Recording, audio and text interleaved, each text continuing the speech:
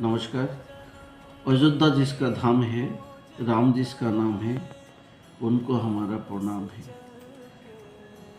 আপনারা সকলেই জানেন আগামী 6ই এপ্রিল রামনবমী। সেই রামনবমী উৎসবে আমার বিধানসভা তথা বনগাঁ দক্ষিণের সমস্ত সনাতনী হিন্দু মানুষকে জানাই শুভ রামনবমীর প্রীতি শুভেচ্ছা অভিনন্দন। আপনারা ওই দিন প্রত্যেকটি পঞ্চায়েত ভিত্তিক দলে দলে রামনবমী উৎসব পালন করুন। তাদের যে র্যালি, সেই র্যালিতে অংশগ্রহণ করুন এবং সনাতনী ও হিন্দুত্ব রক্ষা করার জন্য আপনারা এক হয়ে আপনাদের যে ঐতিহ্য সেটা ধরা রাখার চেষ্টা করুন।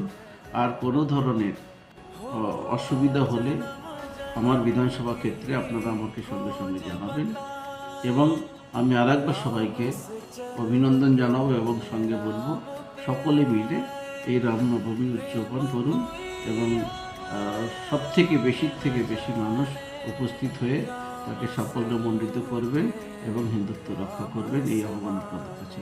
ধন্যবাদ সবাই।